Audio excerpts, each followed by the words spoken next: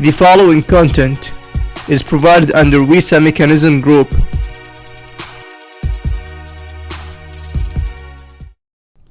The content of this tutorial is extracted from Dr. Nima's course ME 551 Finite Element Analysis.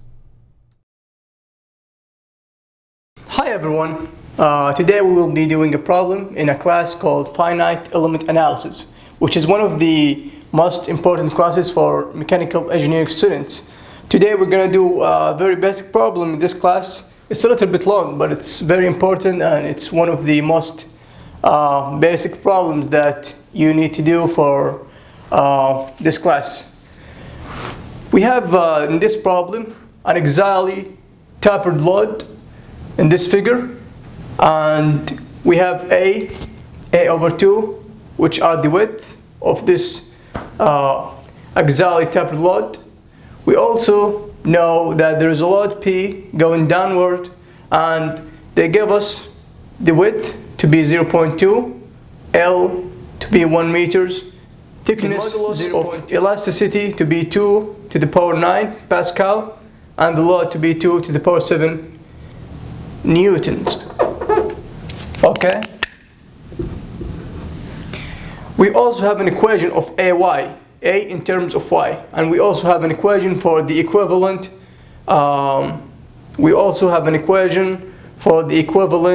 Spring constant.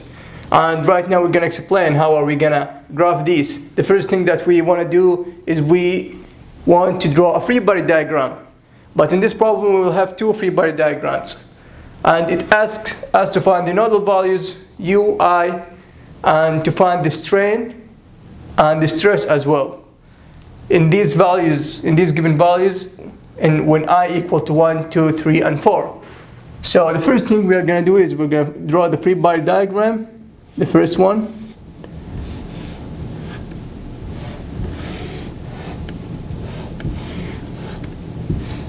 We have force P.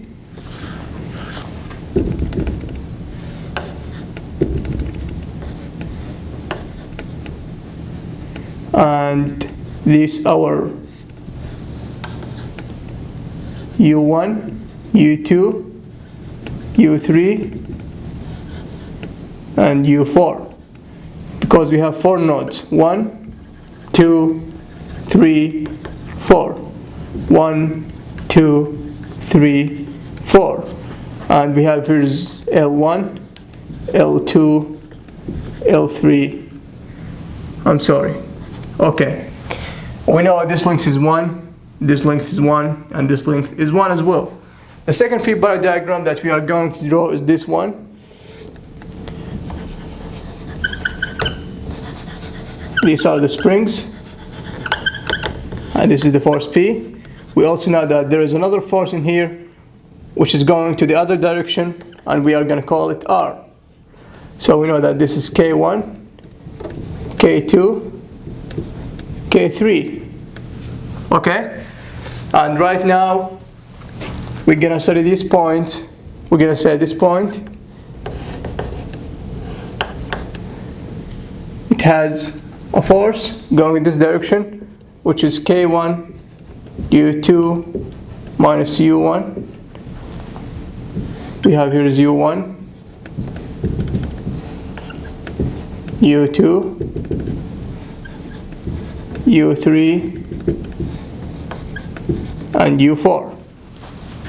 And we have this force is K2, U3 minus U2. And we're going to go over this again and again. I'm not going to spend time and study each point. We also have a point in here. We also have a point in here. But right now we're going to see how are we going to solve or find our equations in each node. So this is how we do it real fast. I'm just going to go ahead and delete this real fast. And I'm going to say we have 4 nodes. We have node 1. At node 1, which is this one, this is node 1, node 2, node 3, node 4. At node 1, we have R minus K1, U2 minus U1. At node 2, we have K1 U2 minus U1 minus K2 U3 minus U2. Note 3, we have K2 U3 minus U2 minus K3 U4 minus U3 equal to 0, equal to 0, equal to 0. And finally, at note 4, we have K3 U4 minus U3 minus P equal to 0. Right now, we're going to determine our values for U, but we know that U1 is equal to 0. Why? Because it's fixed. In this position, U1 equal to 0, because U1 is fixed. This is why we are going to ignore this for the moment. So we have these matrices multiplied by U1, U2, U3, U4 equal to the forces. And the forces in this case, we have force R in here. We have 0 in here, 0 in here. There is no P or R. And we have P in here, which is just P. Because in here, it's going to be the values for K. This is why we're not going to write K's in here. In here, we're going to write the values for K. And it's going to be in this order. U1, U2, U3, U4, U1, U2, U3, U4. So for node 1, we know that U1 has a positive K value. So it's going to be K1 only. U2 has negative. May I have your attention, please? The library will be closing in 15 minutes. This is the last call for checking out materials. All library services will shut down and the outside doors will be locked promptly at closing time. Thank you. And we also know that U2 has a negative value, so a negative K1 value. There is no U3 or U4. This is why it's going to be here in 0 and here in 0 as well. The second thing is that the values for the node 2. In node 2, we know that U1 has negative K1 and it only has negative K1. So it's going to be only negative K1. U2 has K1 plus K2. K1 plus K2. U3 has negative K2 only. Negative K2 and U4 is 0. The third equation is the same. U1 is 0. U2 has negative K2. U3 has K2 plus K3.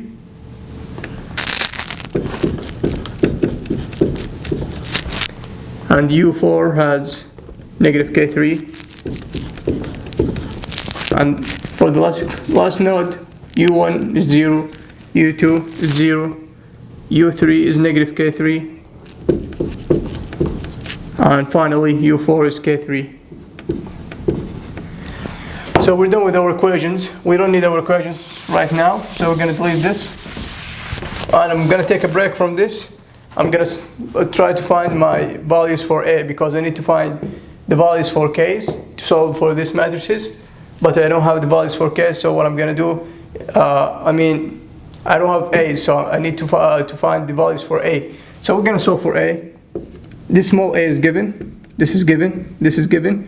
Big L equal 1 plus 1 plus 1, which is 3. So this equals 3. Y is unknown, T is the thickness, known. So we are going to say A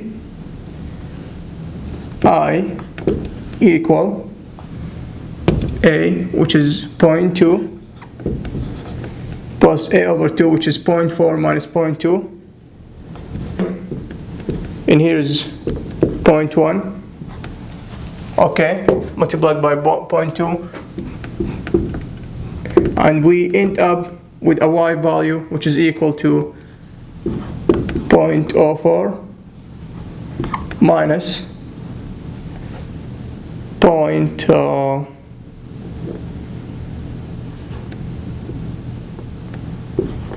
2 over 3y.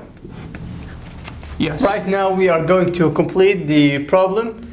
As we stated earlier, this is our matrices for this problem. We have the equations that we determined from last time, and after we determined our equations, we produced our matrices in terms of y and the forces, and in terms of k.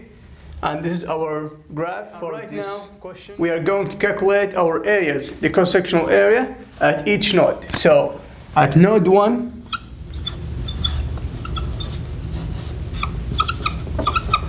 we have the cross-sectional area at node 1, A1, equal to 0.04 minus 0.02 divided by 3 multiplied by y.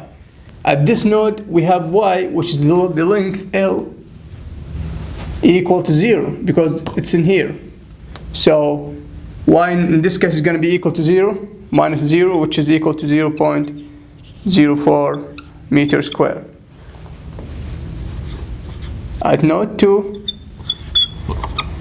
we have A2 equal to 0.04 minus 0.02 divided by 3 multiplied by y, which is in this case going to be, at node 2, going to be L, which is 1, multiplied by 1, which is equal to 0.033 meters squared. At node 3, we have the area A3 equal 0.04 minus 0.02 divided by 3. Node 3, in here, we have L, and we have another L, which is 2, multiplied by 2, which is equal to 0.0267 meters squared. I'm sorry, there is not enough space. And finally, at node 4, we have A4 equal to 0.04 minus 0.02 divided by 3 multiplied by y. We have our node 4 in here, which is equal L plus L plus L, which is 3. So y is going to be 3 in this case. 3 divided by 3, so it's going to be 0.04 minus 0.02, which is 0.02 meters squared. And these are our areas, the cross-sectional areas in the y-axis. And we are going to delete this because we don't have much space in here, and we know our values for a's. Right now, after determining a, and the reason again to determine a because we are trying to determine our k's value, the equivalent k's in each. Determine 1, k equivalent 1, or we can just call it k1 equal to I plus 1, which is a2, because remember we said that I equal 1, 2, 3, 4. So we're going to choose the first one, which is in here is 1. That means I is going to be equal to 1. So A2 minus A1 divided by 2L, and we have in this case L equal to 1. So divided by 2 multiplied by E, which is 2 to the power 9, which is equal to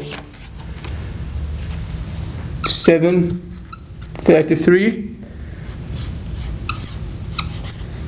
times 10 to the power 5 Newton per meter. We do the same for K2, K3 as well. So K equivalent to, this is plus, it's not negative. This is plus, it's not negative, I'm sorry. So we have K2 equal to A3 plus A2 divided by 2 multiplied by E, which is equal 0.25997 times 10 to the power 4 Newton per meter, as well as K3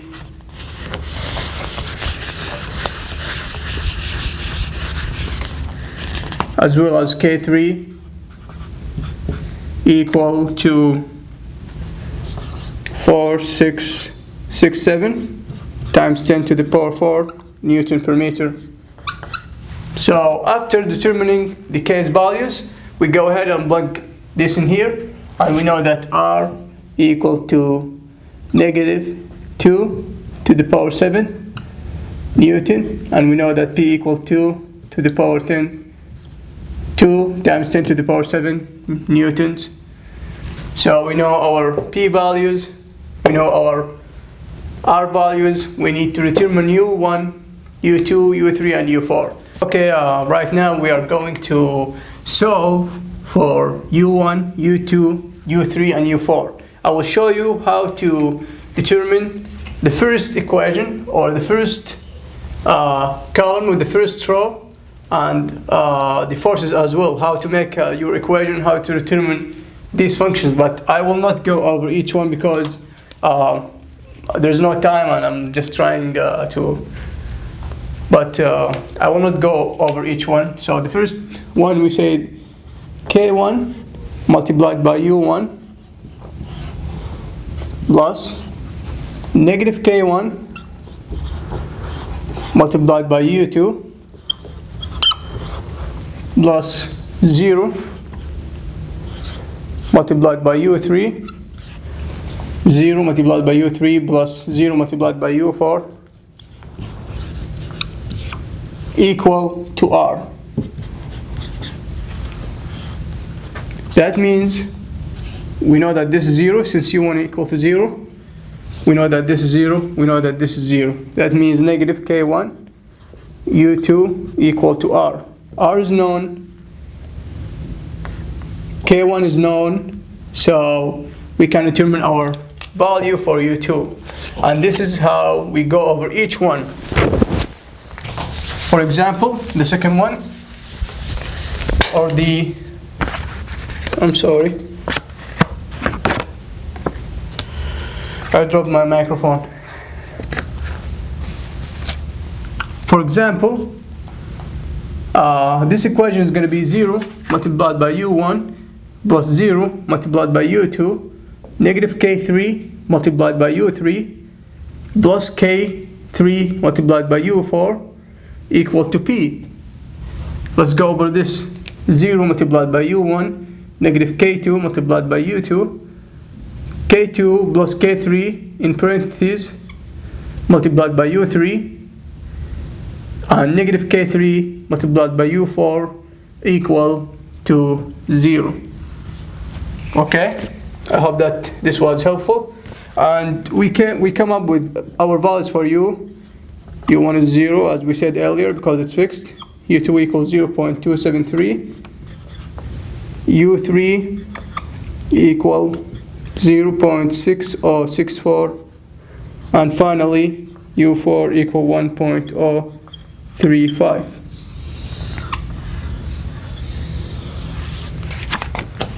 We don't need this anymore.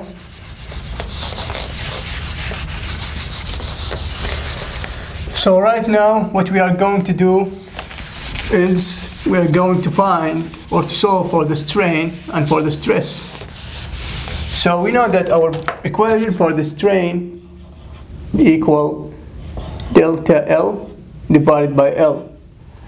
And we know we have like 4 different strains. So for strain 1, the first strain, we have delta L, which is the distance from here to here.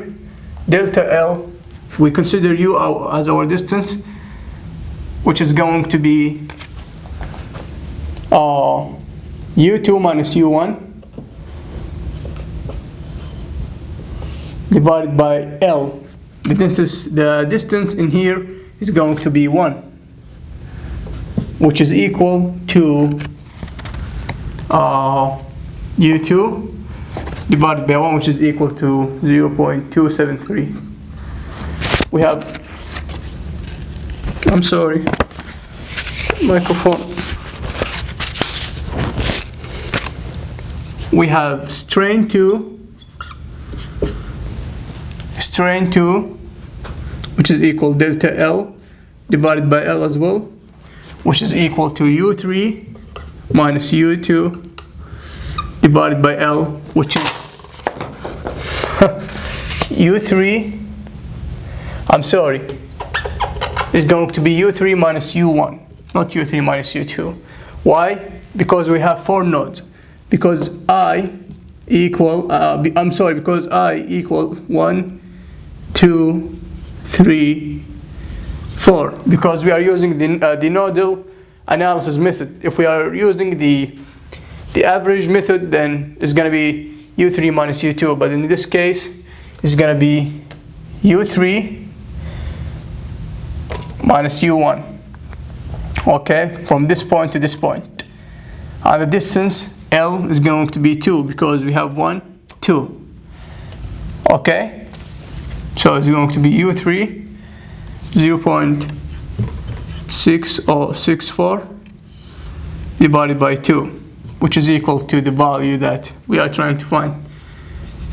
Same for the third strain, which is going to be U4 minus U1 divided by 3, which is going to equal 1.035 divided by 3. And finally, we need to find our stress. Our stress equal to strain multiplied the modulus of elasticity. So if we are trying to find strain 1, then this is going to be 1, is going to be the same for all of them. Second strain equal to the second stress equal to the second strain multiplied by E. Same as for the third one, and same as for the fourth one. This is how to determine the strain value. It's very easy. This is given, and we determined our values for the strain. This is how to solve it for this problem. I know it's a very long problem. There are another method that you can solve for it, which is after you determine, or after you have the values for the matrix, which is the K's values, and you want to determine the U's values, then you plug in your equations or your matrix in MATLAB, which is a very useful software. You plug in all of your information, and then you determine our U's value within like minutes. This method will be used for very complicated problem, which is a matrix 1000 by 1000. The one we had is a 4 by 4. You might have a matrix 1000 by 1000 or maybe 100 by 100, which it's impossible to solve by hand. So, I mean, it's possible, but it might take you a couple of days or maybe a week at least. And maybe you will come up with the wrong answer as well.